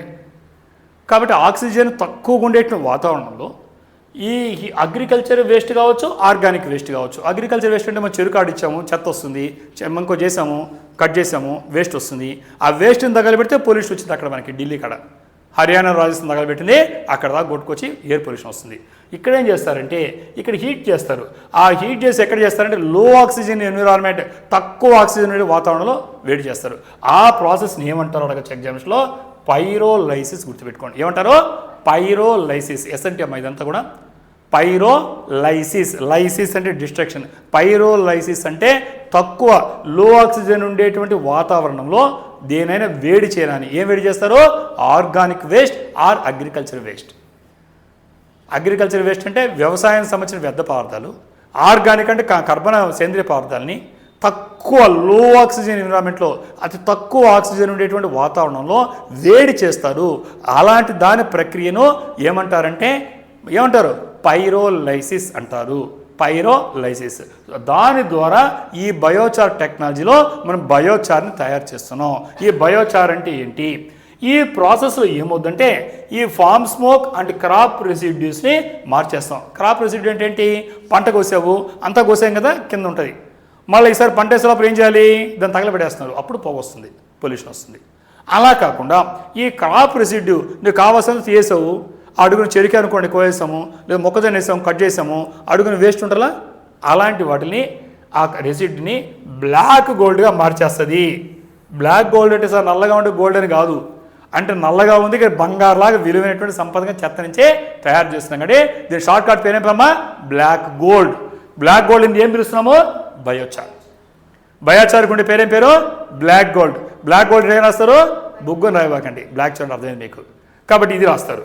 కాబట్టి ఇక్కడ ఇది ఏం చేస్తుందంటే sustainable solution to cut stubble burning. Stubble అంటే తెలుసు మీకు, ఈ మనకు మొక్కజొన్నలు కానీ రాసిన మనం మేజ్ కానీ కోసినప్పుడు అడుగు మొక్కలు మిగిలిపోతాయి భూమిలో, దాన్ని స్టబుల్ అంటారు. ఆ మిగిలినటువంటి మొక్కల్ని బర్న్ చేయడానికి దానికి సొల్యూషన్ అంటే అర్థం కాక వస్తున్నారు బుర్రబద్దలు కొట్టుకొని. ఎంత పొల్యూషన్ అంటే ఎయిర్ పొల్యూషన్ తెలిసిందే మీకు. సుప్రీంకోర్టు జోక్యం చేసుకున్నా మనకి ఏం ఆపలేని పరిస్థితి వెళ్ళిపోయినంటే వ్యవస్థ మంది. అంత పరిస్థితుల్లో ఇది ఈరోజు మనకి రాబోయేటువంటి టెక్నాలజీ ఇప్పుడు డిస్కస్ చేయబోతున్నాం. ఇది మన సొల్యూషన్. కాబట్టి అలాగనే సీక్వెస్టర్ కార్బన్ అలాగనే ఇంప్రూవ్ సాయిల్ హెల్త్, ఇలాంటి అంశాలతో ఈ బ్లాక్ గోల్డ్ అనేటువంటి బయోచార్ టెక్నాలజీని వాడుతున్నాం. ఒక్కసారి ఇక్కడ చూడండి మీరందరూ కూడా. నేను ఇక్కడ జూమ్ చేసి ట్రై చేస్తున్నాను, మీకు కనబడబోద్దు లాంగ్ ఉండే వాళ్ళకి. లాంగ్ షాట్ ఇక్కడ చూడండి, బయోచార్ మీకు అర్థం కావడానికి. కొబ్బరి చెప్పులు వేస్ట్ గుంటలే, కొబ్బరి చెప్పు తినేస్తాం కదా, వేస్ట్ అవుతాయి కదా, ఆ చెప్పులు దీంట్లోకి వేస్తున్నారు. ఈ మొక్కజొన్న కంటి ఇలాంటివి ఏదో ఉన్నాయి కదా, పడేస్తే అంతే, లాగేస్తున్నాం కార్ని, అవన్నీ వేస్టే కదా, అలాంటి ఎంత వస్తాయి లెక్కేసుకోండి, ఎన్ని టన్నులు వస్తాయో దీంట్లో పడేస్తున్నాం. అలాగే ఇక్కడ చెట్లు వేస్ట్ కొనింటే ఆర్గానిక్, అంటే ఆర్గానిక్ మెటీరియల్ కానీ అగ్రికల్చర్ రెసిడ్యూ అంటే అర్థమైంది. సింబాలిక్గా కొన్ని చూపించాను, ఏదైనా కావచ్చు. నీకు పనికి రానిటువంటి ఆర్గానిక్ దాన్ని రెసిడ్యూని స్టబ్ని తీసుకెళ్ళి దీనిలో పడేశారు. ఈ పడేస్తే ఇదంతా ప్రాసెస్ జరిగింది. దీన్ని పైరోలైసిస్ ప్లాంట్ అంటారు. దీని ఆర్గానిక్ బయోమాస్. ఇవన్నీ ఈ యంత్రాల్లో పంపిస్తే ఈ పైరోలైసిస్ ప్లాంట్లో మీకు సింబాలిక్గా చూపిస్తున్నాం. ఇది జరిగి ఇక్కడ బయోచార్ వస్తాం. ఇప్పుడు చూడండి, బయోచార్ అంటే దీంట్లో పడేస్తాం బయోమాస్ ఆర్గానిక్. ఈ ప్లాంట్లో పైరోలైసిస్లో ప్రక్రియ జరిగింది. తగలబెట్టలేదు, ఇంత ముందులాగా తగలబెడితే పొల్యూషన్ వచ్చేది. దీంట్లో జరిగి అది 3 భాగాలు విడిపోయింది. బయోచార్ నల్లంటి బొగ్గులాంటి పదార్థం వచ్చేసింది. బయోచార్ అంటే అర్థమైంది మీకు, అందుకే బ్లాక్ గోల్డ్ అని పిలుస్తున్నాము బయోచార్. దాంతోపాటుగా గ్యాస్ తయారైంది, సింగ్ గ్యాస్ అంటాం. దాంతోపాటు ఆయిల్ వచ్చింది, పైరోలైస్ ఆయిల్ అంటాం. ఇది మనం తగలబెడితే వచ్చేదా? పొల్యూషన్ తప్ప ఏం లేదు మనకి. కాబట్టి ఇప్పుడు అర్థమైంది ఎంత సైంటిఫిక్ ఇంపార్టెంటో. ఇక్కడ తగలబెడితే వీటి ద్వారా ఈ పైరోలైసిస్ ప్రక్రియ ద్వారా బయోచార్ తయారైంది, గ్యాస్ వచ్చింది, సిన్ గ్యాస్. దాంతోపాటుగా పైరోలైస్ ఆయిల్ అనేది రావడం జరిగింది అనమాట. సో ఇప్పుడు ఈ యొక్క బయోచార్ అంటే ఏంటో ఒకసారి చూస్తారు మీరు. ఇది బయోచార్, చూడడానికి బొగ్గులాగుంది, మట్టిలాగుంది కదా, ఇదే బయోచార్. మీకు కనిపిస్తుంది అనుకుంటా బహుశా, ఇది బయోచార్. ఇది చూసుంటారు ఎడన్నా. ఈ పంటలు పండించుకోవడానికి చాలా పనికి వస్తుంది. ఇది మనం చూస్తాం. కాబట్టి ఎగ్జామినేషన్లో బయోచార ప్రక్రియ యొక్క లాభాలు తెలిసింది, ఏంటి బెనిఫిట్స్ అంటే ఇవి రాస్తారు. ఎగ్జామినేషన్ ఐడెంటిఫై చేయవచ్చు. పొల్యూషన్ రిడక్షన్, మొట్టమొదటి ఏం కావాలి మనకి? ఈ యొక్క వాతావరణంలో కాలుష్యం పెరిగిపో తగ్గించాలి. కాబట్టి ఏం చేస్తుంది? Crop stubble. స్టబుల్ అంటే చెప్పాను, చెత్త లాంటివి అనమాట. ఈ చెత్తనంతా ఏం చేస్తుందంటే అగ్రికల్చర్ వేస్ట్, దాన్ని అది యూజబుల్ మెటీరియల్గా మార్చేస్తుంది, ఉపయోగపడే మెటీరియల్గా మార్చేసింది. ఇన్స్టెడ్ ఆఫ్ బర్నింగ్ ఇట్, తగలబెట్టకుండా ఉపయోగపడే మార్చి డైరెక్ట్గా mitigating seasonal air pollution and smog. మనకు ప్రతిసారి సీజన్లో ఢిల్లీ అంటే గుర్తు చేస్తామో ఊపిరాడు అలాడిపోతారు. ఎక్కడ పట్టినా ప్రపంచంలో ఉండేటువంటి అత్యంత కాలుష్యమైన నగరాల్లో ఢిల్లీ కూడా చోటు చేసుకుంటుంది. ఎంత బాధ చూడండి ఇంత టెక్నాలజీ నుంచి. సో దీనికి పరిష్కారం కాదు చెప్పండి ఇప్పుడు. అంటే ఈ క్రాప్ స్టబుల్ని ప్లస్ అగ్రికల్చర్ వేస్ట్ని ఏంగా మార్చేసింది? యూజబుల్ మెటీరియల్గా మార్చేసింది. అది బయోచార్గా మార్చింది, పైరోలైసిస్ ఆయిల్గా మార్చింది, సిన్ గ్యాస్గా మార్చింది. అంటే అవన్నీ ఉపయోగపడే మెటీరియల్గా మార్చేసింది. అప్పుడు ఏమైంది? పొల్యూషన్ తగ్గిపోయింది, కాలుష్యం తగ్గిపోయింది. Next soil enhancement. అంతేకాకుండా ఇది ఈ పొడి ఏం చేసుకుంటారంటే బయోచార్ తీసుకెళ్ళి పంటలు పండించుకో వాడుకుంటారు. అప్పుడు increase soil water holding capacity. ఎందుకంటే మామూలుగా నీళ్ళు ఉండాలి కదా, ఇంత పోసిన ఇంకిపోతుంటాయి. అలా కాకుండా వాటర్ని పట్టేస్తుంది. ఎలా పడుతుందంటే 10 to 25% ఇంప్రూవ్మెంట్ కనిపిస్తుంది. అంటే అప్పుడు అంత వాటర్ మిగిలినట్టే కదా నీకు. ఎనర్జీ ఆలోచించుకోండి, పెట్టుబడి ఆలోచించుకోండి, ఎంత ఆలోచింది, ఇవన్నీ మిగులుతాయి నీకు. అంతేకాకుండా సాయిల్ అగ్రిగేషన్ని ఇంప్రూవ్ చేస్తుంది. Promotes beneficial nitrogen fixing micro organism. పంటలు పండాలంటే నీకు తెలుసు, మీకు కొన్ని వాటికి మనకి వేరుచెనగ వాటికి మైక్రో ఆర్గానిజమ్స్ కావాలి నైట్రోజన్ ఫిక్సింగ్కి. ఇది పనికి వస్తుంది. కాబట్టి వాటర్ని కాపాడుతుంది, నీ పొల్యూషన్ ఆపేసింది. ఇక్కడ చూస్తే సాయిల్ ఎన్హాన్స్మెంట్కి మృత్తికల్లో ఉండేటువంటి ఫెర్టిలిటీ సారవంతాన్ని పెంచింది, వాటర్ దాని హోల్డింగ్ కెపాసిటీ పెంచుకుంది, నైట్రోజన్ ఫిక్సింగ్ మైక్రోజన్ పెంచింది అన్నమాట. ఈ విధంగా పనికొస్తుంది. అంతేకాకుండా క్లైమేట్ మిటిగేషన్ పనికొస్తుంది. ఎందుకంటే ఈరోజు మనం చూస్తున్నాం ఈ క్లైమేట్ అనేది రకరకాలుగా మనం మారుతున్నప్పుడు ఇది locking carbon in the soil for centuries. ఈ కార్బన్ని శతాబ్దాలు పట్టి ఉంచేస్తామట. దీనిలోనే కార్బనే కదా ఆర్గానిక్ మెటీరియల్లో. ఇప్పుడు ఏదన్నా తగలబెట్టాము, దాంట్లో ఏముంది? మనలో కూడా ఆర్గానిక్ ఉంది. మొత్తం టోటల్ బాడీలో ఏముంటుంది? ఆర్గానిక్. అంటే జీవుల్లో ఆర్గానిక్ మెటీరియల్ ఉంటుంది. సో దీనికి సంబంధించి ఈ సెంచురీస్ పాటు ఈ కార్బన్ పట్టించడం వల్ల దీన్ని sequestering approximately 2.5 to 3 tons of carbon dioxide equivalent ton biochar. 1 ton biochar ద్వారా నీకు ఎంత ఉందంటే దాదాపు 2.5 నుంచి 3 టన్నుల కార్బన్ డైఆక్సైడ్ని అది పట్టించింది అనమాట నీకు. అంటే ఈరోజు మనకి క్లైమేట్లో వాతావరణంలో కార్బన్ డైఆక్సైడ్ బయటకు వస్తే వాతావరణ వేడికి మనం మాట్లాడుతుంటే ఒక సైంటిఫిక్గా టెక్నాలజికల్ రెవల్యూషన్ అవునా కాదు ఇది చెప్పండి. గ్రీన్ హౌస్ ఎఫెక్ట్ మాట్లాడుతున్నాం. ఈ టెక్నాలజీ కొత్తగా వచ్చిన టెక్నాలజీ ఎగ్జామ్ అడుగుతాడు మీకు. కాబట్టి ఇది ఈరోజు మనకు కార్బన్ డైఆక్సైడ్ పట్టు చేస్తున్నమాట. 1 టన్ను బయోచార్ నీకు దాదాపు 2.5 నుంచి 3 టన్నుల కార్బన్ డైఆక్సైడ్ని ఉంచుతుంది శతాబ్దాల పాటు. అంటే నీకు ఈ గ్లోబల్ వార్మింగ్కి నీకు ఒక సొల్యూషన్ కనిపించింది కదా. నెక్స్ట్ అలాగనే ఎకనామిక్ బూస్ట్, దీంట్లో ముఖ్యంగా చెప్పాలంటే రూరల్ ఎంప్లాయ్మెంట్ క్రియేట్ చేస్తుంది. ఎవరు చేయాలి ఈ పని అంతా? కార్మికులే. కార్మికులు అంటే వాళ్ళు పని లేక ఇబ్బంది పడుతున్నారు కదా, ఈ పని చేయడానికి మనుషులకు ఉపాధి దొరికింది కదా, ఎంప్లాయ్మెంట్. కాబట్టి రూరల్ ఎంప్లాయ్మెంట్ జనరేట్ చేసింది. అలాగనే సప్లిమెంటరీ ఇన్కమ్ ఫర్ ఫార్మర్స్, రైతులు అంటే పంట పండించుకో దండాలు పడుతున్నాడు, వాళ్ళకి అదనంగా ఆదాయం, చెత్తలో నుంచి ఆదాయం లాగా ఈ వరకు వస్తుంది. చెత్త నుంచి సంపద సృష్టించడం ఉంటుంది దీన్నే. అంటే మన పనికిమాలిన వ్యర్థాల నుంచి మళ్ళీ మనము తయారు చేసుకోవడం, దాన్నే సైక్లింగ్ ఎకానమీ అని కూడా పిలుస్తాం మనము. సో ఆ విధంగా మనకు వస్తుంది. అలాగనే వేస్ట్ టు వెల్త్ కన్వర్షన్ ఇప్పుడే చెప్పాను. ఎమర్జింగ్ కార్బన్ ఆఫ్సెట్ మార్కెట్స్, ఈరోజు మనకు ఈ కార్బన్ ఎలా నివారించుకోవాలరా బాబుని తలబద్దలు కొట్టుకుంటే ఇన్ని రకాల సొల్యూషన్తో బయోచార్ కనిపించింది. ఇక్కడ పొరపాటున నల్లగా చూసి బ్లాక్గా ఉంది కానీ బొగ్గుగా అనుకోబాకండి, బొగ్గు కాదు, ఇది బయోచార్. అర్థమైంది మీకు మెకానిజం కూడా, నేను డయాగ్రామ్ ద్వారా చూపించాను. ఈ విధంగా బయోచార్ ఉంది. లేటెస్ట్ డెవలప్మెంట్ మనకి ఎగ్జామినేషన్లో మీకు సైన్స్ అండ్ టెక్నాలజీలో రావడానికి ఇంపార్టెంట్ కాన్సెప్ట్ కాబట్టి ఇలాంటివి అడుగుతాడు వాడు. కొత్త రకమైన కాన్సెప్ట్స్ని మీరు తర్వాత మీకు ఆ కాన్సెప్ట్ ఉంది కాబట్టి ఎగ్జామినేషన్ ఎలా ఇచ్చినా రాయగలుగుతాను అనుకుంటాం. Okay, right. మరి ఈరోజు ఉండేటువంటి అంశాల్లో ఇంకొక అంశం, ముఖ్యమైన అంశం చూస్తున్నాం, జిఐ.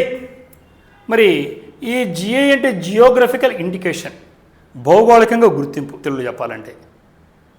ఈ భౌగోళిక గుర్తింపు అనే దానికి సంబంధించి ఇండిజినస్ క్రాప్స్, స్థానికంగా ఉండే పంటలకు కానీ, ట్రెడిషనల్ క్రాఫ్ట్స్ కొన్ని మనకు ఉండేటువంటి సాంప్రదాయ వృత్తులకు కానీ ఆంధ్రప్రదేశ్లో కానీ బియాండ్ కానీ దానికి గుర్తింపు వస్తే మరి ఏపీపీఎస్సీకి అవసరమా కాదు చెప్పండి మీరే. ఏపీపీఎస్సీ కాకుండా యూపీఎస్సీ కూడా అవసరం అవుతాయి. ఒక్కొక్క ప్రాంతానికి ఒక ప్రత్యేకత ఉంది. ఆ ప్రత్యేకత ఉన్నా కూడా దానికి గుర్తింపు లేకపోతే ఏం చేయలేము. దానికి జియోగ్రఫికల్ ఇండికేషన్ అంటాం. జియోగ్రఫికల్ ఇండికేషన్ జిఐ ట్యాగ్ అంటాం. జిఐ ట్యాగ్ అంటే అర్థమైంది మీకు. అంటే ఒక స్థానికంగా ఆ ప్రాంతానికి ప్రత్యేకమైనటువంటి గొప్పదనం ఉంది వాటికి, దానికి గుర్తింపు రావాలి. దాన్ని జియో ట్యాగింగ్ అంటాం, జిఐ ట్యాగింగ్ అంటాం. సో జియోగ్రఫికల్ ఇండికేషన్ పేరుతో ఎగ్జామినేషన్లో ఫ్రీక్వెంట్గా క్వశ్చన్స్ వస్తాయి. దానికి సంబంధించిన కొన్ని అంశాలని ఈరోజు సెషన్లో డిస్కస్ చేస్తున్నాం. ముఖ్యంగా చెప్పాలంటే ఆంధ్రప్రదేశ్ అనేది అనగానే ఏం గుర్తొస్తుందమ్మా? పొందూరు ఖాదీ. నోట్ డౌన్, ఏం పేరు? పొందూరు ఖాదీ. దీనికి జిఐ ఉంది. మనం అన్నీ వాడచ్చు, ప్రత్యేకత ఉండొచ్చు, కానీ ఆ ప్రత్యేకతకి గుర్తింపు వస్తే దాన్ని జిఐ ట్యాగింగ్ అంటారు. అర్థం కదా? ఈ గుర్తింపు లభించాలి అధికారికంగా. ఆంధ్రప్రదేశ్లో ఏముంది? పొందూరు ఖాదీకి వాడు అడుగుతాడు లిస్టు. ఈ క్రింది వాటిలో ఏ స్టేట్ది ఏదో అని చెప్పొచ్చు, డిఐ ట్యాగ్ అన్ని లిస్ట్ ఇచ్చేయచ్చు. స్టేట్ని దాన్ని మ్యాచ్ చేయమనొచ్చు. కాబట్టి ఆంధ్రప్రదేశ్, తమిళనాడు అడగచ్చు, లేదా ఒక జిల్లా పేరు అడగచ్చు. ఏపీపీసీ రాసే వాళ్ళకి డిస్ట్రిక్ట్ ఇచ్చి ఆ రకమైన జియో ట్యాగింగ్ వచ్చిన ప్రోడక్ట్స్ ఇవ్వచ్చు. దానికి మీరు క్రాస్ చేసుకుంటూ దానికి దీనికి మ్యాచింగ్ పెట్టుకోవాల్సి వస్తుంది. అలాగనే స్టేట్స్ ఇచ్చేయచ్చు. ఏ స్టేట్లో ఏముందని అడగచ్చు. వాడు ఇండియాలో ఉన్న 4 రకాల స్టేట్స్ ఇచ్చేసి 4 ఐటమ్స్ పడేయచ్చు జిఐ ట్యాగింగ్. మీరు ఏ స్టేట్లో ఏముండో తెలిస్తే కరెక్ట్గా ఐడెంటిఫై చేయొచ్చు. అలా అడగచ్చు, మ్యాచింగ్ అంటారు. సో కాబట్టి అలాంటి క్వశ్చన్స్లో పొందూరు ఖాదీ పేరు ఉంటారు. విన్నారు కదా? పొందూరు డ్రెస్ వేసుకొని పొందూరు ఖాదీ అంటాం డ్రెస్ చూడగానే కదా, మంచి వేసుకొని రాజకీయ నాయకుల్లో వస్తుంటారు పొందూరు ఖాదీని. కాబట్టి ఈ పొందూరు ఖాదీ అనేదికి హిస్టారిక్గా hand spun, hand woven cotton fabric from Srikakulam జిల్లా. కాబట్టి ఆంధ్రప్రదేశ్లో పొందూరు ఖాదీ ఎక్కడ రాస్తారమ్మా? శ్రీకాకుళం డిస్టిక్. ఏంటిది? శ్రీకాకుళం డిస్టిక్. దాని ప్రత్యేకత ఏంటి? హ్యాండ్ స్పాన్, చేత్తోనే వడికారు ఆ కాటన్ని, చేత్తోనే అల్లారు. అది ప్రత్యేకత. దాని పేరు పొందూరు ఖాదీ. కాబట్టి పొందూరు ఖాదీ అంటే శ్రీకాకుళం జిల్లాలో ఉండేటువంటి పొందూరు అనే ప్రాంతంలో ఏదైతే హ్యాండ్ స్పన్, చేత్తోనే కాటన్ని వడికి దూదిని దాంతోనే ఓవెన్ మళ్ళీ దారాలు తయారు చేసి ప్రత్యేకమైన ఫేమస్గా చూస్తుంటారు. దారాలు వేసుకుంటారు, చూపిస్తాం ఫోటో కూడా. అది శ్రీకాకుళం జిల్లాలో ఫేమస్ కాబట్టి దీనికి మామూలుగా ఉండిపోయి తెలుసు అందరికీ. కానీ జిఐ లభించింది కాబట్టి ఎగ్జామినేషన్ అడుగుతారు మిమ్మల్ని రాబోయే ఎగ్జామ్స్లో. దీనికి గుర్తింపు మీలాంటి యూత్ వచ్చి అప్లై చేస్తే ఇచ్చారన్నమాట. అర్థమైందా? సో అందువల్ల దాన్ని జిఐ ట్యాగింగ్ అంటారు. కాబట్టి ఇలాంటి ఎగ్జామినేషన్ మీకు అడుగుతారు కాబట్టి ఈరోజు మీకు అది వార్తల్లోకి వచ్చింది, ఇటీవల పొందింది. ఇది ఎక్కడి నుంచి వస్తుందంటే indigenous hill and red cottons. కాబట్టి అక్కడ ఈ స్థానికంగా ఉండే హిల్ కాటన్, రెడ్ కాటన్ అంటారు, దాంట్లో నుంచి తయారవుతుంది. కంప్లీట్లీ క్రాఫ్టెడ్ బై హ్యాండ్, పూర్తిగా చేత్తోనే నేసారు, చేత్తోనే వడికారు, చేత్తో నేసారు. Hand spun and hand woven. కాబట్టి as to the reasons diverse root of traditional crafts. కాబట్టి వివిధ రకాలైనటువంటి వృత్తులు ఉంటే ఈరోజు దాంట్లోకి ఈ లిస్టులోకి చేరింది. ఏంటిది? పొందూరు ఖాదీ. ఖాదీ అంటే వడికిన వస్త్రాలు, బట్టలు. పొందూరు అనే ప్లేస్ పొందూరు ఖాదీ, జిల్లా శ్రీకాకుళం డిస్ట్రిక్ట్. రైట్. సరే, ఇటీవల మనకు ఈ పొందూరు ఖాదీ పాటు హెరిటేజ్ హైలైట్స్ చూస్తే మన కొత్తగా చేరిన లిస్ట్ అడుగుతారు. పాత ఎంత అడిగాడు కదా, ఉదాహరణ తిరుమల లడ్డు ఉంది తెలుసు కదా, తిరుమల లడ్డుకి జిఐ ట్యాగింగ్ ఉంది. ఒక ప్రత్యేకమైనటువంటి ఒక మెజర్మెంట్స్ తెలుసు మీకు దిట్టమంటారు, ఆ ప్రకారమే ఆగమ శాస్త్రం వైఖరి అనేది ఉంది, ఆ శాస్త్రం ప్రకారం తయారు చేస్తారు. ఇలాంటి వాటిని ఇంకెక్కడ తయారు కాలేదు కూడా అంతే. ఆ ప్రత్యేకం దానికి జిఐ ట్యాగ్ తీసుకున్నారు. అంటే ఇంక వేరే వాళ్ళు కాపీ కొట్టకుండా ఇది మాది, మా ప్రాంతాంది అని గుర్తింపు జిఐ ట్యాగింగ్ అంటే. మీకు అర్థమైంది. సో ఇలాంటి గుర్తింపు ఇటీవల వచ్చింది, ఇప్పుడు నుంచో ఉండొచ్చు. ఇటీవల గుర్తింపు వచ్చినట్టు ఎగ్జామినేషన్లో ఇటీవల గుర్తింపు అని అడుగుతారు కాబట్టి దీన్ని మనం డిస్కస్ చేస్తున్నాం. ఆంధ్రప్రదేశ్ పొందూరు కాదు చూస్తే recently granted the GI tag. ఇప్పుడే చెప్పిన ఇటీవల వచ్చింది కాబట్టి మాట్లాడుతున్నా కరెంట్ అఫైర్స్లో. కాబట్టి with registration awarded to the khadi and village industries commission, వీళ్ళు అప్లై చేశారు. మనకి ఎందుకంటే ఆంధ్రప్రదేశ్ సంబంధించి ఉంటుంది కదా, సో ఆ కమిషన్ పేరు khadi and village industries. Khadi మరియు కుటీర గ్రామీణ పరిశ్రమ ఉన్నాయో వాటికి సంబంధించి కమిషన్ ఉంటుంది. వీళ్ళు ఏం చేశారంటే చాలా వాటికి అప్లై చేశారు. దాంట్లో ఈ పొందూరు ఖాదీ అనేది ఏముందో దీనికి అప్లై చేస్తే ఆ రిజిస్ట్రేషన్ సర్టిఫికేట్ అయ్యా మీకు గుర్తింపిస్తున్నాము, ఇది భౌగోళికం ఎక్కడ లేదు, ఈ శ్రీకాకుళంలో ఈ ప్రాంతంలో మాత్రమే చేతితో ప్రత్యేకంగా వడకంటే hand spun and hand woven చేతితో తయారు చేసినటువంటిది అని దీన్ని గుర్తింపించామని ఇచ్చారు. అంటే ఇది ఒక ప్రత్యేకంగా పొందుతుందన్నమాట. Okay right. మరి it preserves pre independence manual spinning skills. స్వాతంత్రం రాకముందు నుంచి ప్రీ ఇండిపెండెన్స్ నుంచి చేతితో ఉడికేటువంటి స్కిల్స్ ఉన్నాయి. స్వాతంత్రం అనగానే ఏం గుర్తాడు, మహాత్మా గాంధీ గుర్తొస్తాడు, చేతి ఇలా ఉడుకుతుంటాడు, గుర్తుంటుంది మనకి, అది హ్యాండ్ స్పన్ అంటే. కాబట్టి ఆ రోజు నుంచి కూడా స్వాతంత్ర స్పిన్నింగ్ స్కిల్స్ ఉన్నాయి ప్రత్యేకంగా. ముఖ్యంగా చెప్పాలంటే పునాస red cotton native to Srikakulam. ఈ రెడ్ కాటన్ ఇప్పుడే చెప్పాను, హిల్ కాటన్, రెడ్ కాటన్ ఇలాంటివి, ఈ పునాస కానీ ఇవన్నీ శ్రీకాకుళంకే ప్రత్యేకమైన కాటన్ ఉంటే దాంతో చేతితో ఉడికేది. ఆ రోజు స్వాతంత్ర పోరాటంలో అదొక సింబల్, స్వాతంత్ర పోరాట యోధులు అంటే ఆ రోజు కూడా ఉండింది స్టాండర్డ్, ఇది ఒక గుర్తింపుగా ప్రత్యేకంగా. అలాంటి దానికి ఈరోజు జిఐ ట్యాగింగ్ లభించడము వీళ్ళు అప్లై చేశారు. Khadi and village industries commission వాళ్ళకి సర్టిఫికేట్ రావడం జరిగింది. అందుకు ఎగ్జామినేషన్ మనకు వస్తుంది. నెక్స్ట్ ఇక్కడ చూపిస్తున్నా ఇదమ్మా మీకు ఆల్రెడీ క్లియర్ కనిపిస్తున్నాను. Ponduru khadi receives GI tag spot lighting Andhra Pradesh hand spun legacy. ఇది పంచె ఇలాంటివి చూసుంటారు కదా, వస్త్రాలు, లేడీస్ కూడా మీరు శారీస్ అవి చూసుంటారు. ఇది పొందూరు కాదమ్మా, బట్టలు మీకు శారీస్ చూపిస్తున్నాను. మీరు ఆల్రెడీ చూసే ఉంటారు, చూడబట్టి చూడండి. అది పంచెలు ఇచ్చాను, ఇక్కడ శారీ ఇచ్చాను. మీరు షాపింగ్కి వెళ్తే ఇలా చూపిస్తున్నాడు, పొందూరు ఖాదీ అని చూపిస్తున్నాడు పొందూరు ఖాదీ చూశాడు. ఇది పొందూరు ఖాదీ అంటే పొందూరు ఖాదీ మాట్లాడడం. ఇవి కాకుండా కొర విషయాల గురించి మళ్ళీ ఇంకో స్లైడ్లో డిస్కస్ చేద్దాం. మరి దాంతోపాటుగా ఈ పొందూరు ఖాదీతో పాటుగా మనం చూసినట్లయితే ఇక్కడ మనకు ముఖ్యంగా ఏంటంటే అగ్రికల్చర్ సంబంధించి, అగ్రికల్చర్ కదా ఇంకా కూడా కొన్ని, ఎస్ ఇక్కడ దాంట్లో ఇవ్వలేదు, నేను మ్యాటర్లు చెప్పేస్తున్నాను, ఎక్స్ప్లెయిన్ చేస్తాను. చూడండి ఒకసారి. శ్రీకాళహస్తికి వెళ్ళారు కదా, పక్కన తిరుపతి పక్కన శ్రీకాళహస్తి ఉంది. అక్కడ ఏం కనిపిస్తాయి, ఇలాంటి కనిపిస్తాయి కలంకారీ వస్త్రాలు, ఫ్రేమ్లు కట్టుకొని వేసుకుంటాం, శారీస్ పైన ముద్రేస్తారు. అంటే ప్రత్యేకమైన ఉడన్ దాంతో కార్వింగ్స్ వేసుకొని అచ్చులు వేస్తుంటారు. దాన్ని శ్రీకాళహస్తి కలంకారీ, దీనికి కూడా జిఐ ట్యాగ్ నోట్ చేసుకోండి. ఇక్కడ మ్యాటర్లు ఇవ్వలేదు, ఇస్తున్నా. కాబట్టి జిఐ ట్యాగ్ ఇటీవల లభించింది. ఒకటి పొందూరు ఖాదీ ఇచ్చాను, సెకండ్ ఏంటి ఆంధ్రప్రదేశ్లో Srikalahasti Kalamkari note. Second point Srikalahasti Kalamkari, మ్యాటర్లో లేదు, నోట్. కాబట్టి ఎగ్జామినేషన్లో గుర్తుపట్టగలుగుతారు మీరు. ఇటీవల జిఐ ట్యాగ్ లభించినటువంటి రాష్ట్రాలు అడగచ్చు, లేదా రాష్ట్రాల నుండి వస్తువులు అడిగితే ఒకటి పొందూరు ఖాదీ రాస్తారు, రెండు శ్రీకాళహస్తి కలంకారీ. తాడు అని వచ్చేకాళ్ళకి కొండపల్లి బొమ్మ, పాటల్లో వినుంటారు. పాత రోజుల్లో మేము చిన్నప్పుడంతా కూడా చూసాం, మీ విరళలో ఇప్పుడు ఉండాలి తెలియదు కానీ ఇటు డ్యాన్స్ ఆడుతుంటే ఒక బొమ్మ ఉంటుంది. ఇది కొండపల్లి బొమ్మని మెడ వేరేగా తల వేరేగా డ్యాన్స్ చేసినట్టు ఉంటాయి. ఇలాంటి చాలా బొమ్మలు చూస్తుంటాం మనం చూసేది. అమ్మ పెళ్లి కూతురు బొమ్మలు ఇలాంటివన్నీ కొండపల్లి ఫేమస్. రకరకాల జంతువులు ఉంటాయి, రకరకాల ఫిగరెన్స్ ఉంటాయి, అవి ఇక్కడ డ్యాన్స్ చేసి వంచుతుంటాయి, బండ్లు ఎత్తుకెళ్తుంటే. అంటే గ్రామీణ జీవితానికి ఉట్టిపడే విధంగా ఒక ప్రత్యేకమైన కొయ్యితో తయారు చేసేటువంటి బొమ్మలు, కొయ్యి బొమ్మలు, దాన్ని వుడెన్ టాయ్స్ అంటారు. కొండపల్లి బొమ్మలు అని పేరుతో పిలుస్తారు. దీనికి కూడా జిఐ ట్యాగ్ వచ్చింది. So first Ponduru khadi, second Srikalahasti Kalamkari వస్తువులు, మూడు వచ్చి కొండపల్లి బొమ్మలు. ఈ కాకుండా లేడీస్ ఈ పేర్లు వినుంటారు. ఉప్పాడ జమ్దాని శారీస్ విన్నారు కదా, ఉప్పాడ శారీస్ అంటారు, ఉప్పాడ జమ్దాని శారీస్. దీనికి కూడా జిఐ ట్యాగ్ వచ్చింది. అంటే ఏపీకి సంబంధించి 4 ఇచ్చేపడాను. పొందూరు ఖాదీ ఇచ్చాను, శ్రీకాళహస్తి కలంకారీ ఇచ్చాము, కొండపల్లి బొమ్మలు ఇచ్చాము, ఉప్పాడు సంబంధించినటువంటి జమ్దాని శారీస్, ఇవన్నీ ఏపీకి సంబంధించినటువంటి ఇవ్వడం జరిగింది. గుర్తుంటాయి కదా కరెంట్ అఫైర్స్ మీకు. ఈ ఐటమ్స్ గుర్తుపెట్టుకోండి, ఇటీవల లభించినటువంటి జిఐ ట్యాగింగ్. నెక్స్ట్ మరి బియాండ్ ఏపీ చూద్దాం. ఇప్పుడు ఆంధ్రప్రదేశ్ కాకుండా ఆంధ్రప్రదేశ్లో కూడా ఇంకా కొన్ని ఉన్నాయమ్మా. దాంట్లో ముఖ్యంగా అగ్రికల్చర్ చూస్తే గుంటూరు సన్నం చిల్లి, సన్న మిరపకాయలు ఉంటాయి ఇలా చూశారు కదా, చూసారా మిరపకాయలు ఇలాంటి గుంటూరు కారం ఉంటాం, సినిమా పేరు కూడా వస్తుంది. గుంటూరు మిర్చి అంటే అంత ఘాటు ఉంటుంది, ఎర్రగా ఉంటుంది, మంచి క్వాలిటీ. గుంటూరు మిర్చి అంటే ఫేమస్. దీనికి కూడా జిఐ ట్యాగ్ లభించింది. దాని పేరేం పేరు? గుంటూరు సన్నం మిరపకాయలు. సన్న మిరపకాయలు సన్నం చిల్లీ అన్నాం. నెక్స్ట్ అలాగనే అరకు వ్యాలీకి వచ్చే కాడికి అరాబికా కాఫీ. మీరు ఎక్కడన్నా కాఫీ స్టోర్స్కి వెళ్తే అరాబికా కాఫీ అని రాసి ఉంటారు.